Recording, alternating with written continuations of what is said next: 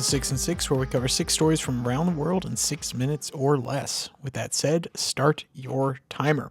We begin today in Argentina, where the Argentine port city of Bahia Blanca experienced devastating floods following 8 hours of torrential rain, resulting in at least 13 fatalities. The deluge destroyed infrastructure, displaced over 1,100 residents, and left large parts of the city without electricity. From BBC, quote, 8 hours of nonstop rainfall destroyed roads and bridges on Friday, flooding buildings and leaving large parts of the city without electricity. More than 1,100 people had to leave their homes, and newborn babies were evacuated from a hospital. On Saturday, city officials warned that the death toll could rise. The provincial government said it was sending helicopters and ambulances as well as food and water.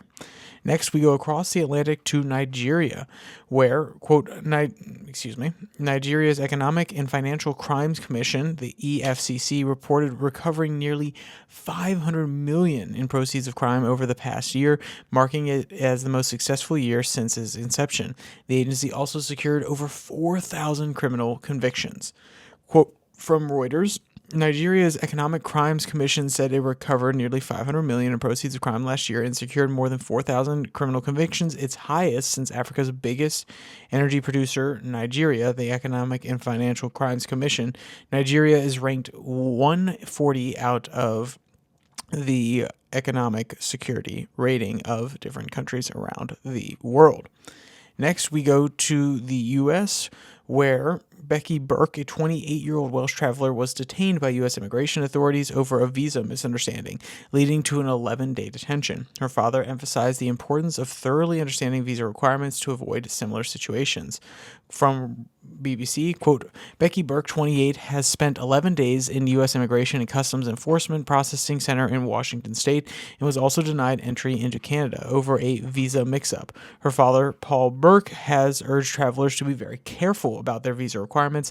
Speaking to the BBC, Ms. Burke said, quote, they keep saying in all their booklets that this is not a prison. It's hard to distinguish from my conception of a prison. U.S. Customs and Border Protection said it could not comment on specific cases for privacy reasons, but added all persons arriving at a port of entry to the United States are subject to inspection.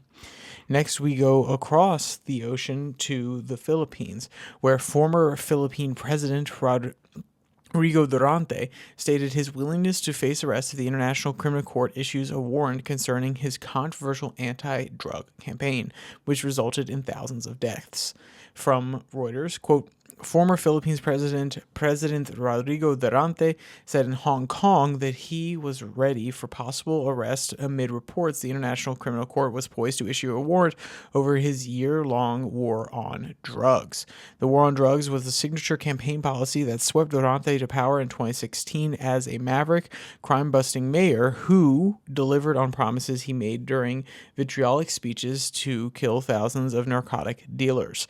The office of the current president, Ferdinand Marcos Jr., said on Monday no official communication has been received from Interpol yet. Next, we travel south to Australia, where Australian police revealed that a caravan filled with explosives discovered in Sydney was part of a fabricated terrorism scheme orchestrated by organized criminals. The plot aimed to divert law enforcement resources and manipulate crime proceedings.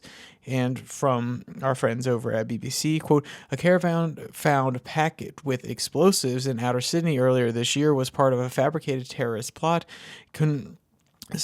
concocted by criminals, Australian police have said. The caravan, which was found in the northwestern Sydney on January 19th, contained enough explosives to produce a 40-meter wide blast, along with a note displaying anti-Semitic messages and a list of Jewish synagogues. And finally, we finish today in Europe, where the Polish Prime Minister Donald Tusk emphasized the importance of mutual respect among allies following a public disagreement between U.S. officials and Poland's Foreign Minister Radosław Sikorski, sorry if I'm mispronouncing your name, sir, over the reliability of Elon Musk's Starlink satellite service in Ukraine. Quote from Reuters, Poland's prime minister on Monday called on friends to respect their allies and not be arrogant in a post on X which mentioned no one by name, but came a day after an extraordinary social media spat between the top U.S. and Polish officials over Starlink Starlink. U.S. Secretary of State Marco Rubio was quoted saying, making things up, and suggested on Sunday he was offended by the comments, end quote.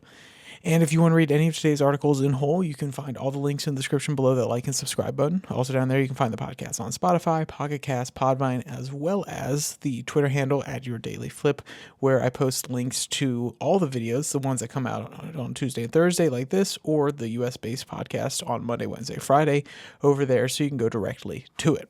So, with all that said, there's only one more thing to say. Stay safe, don't die.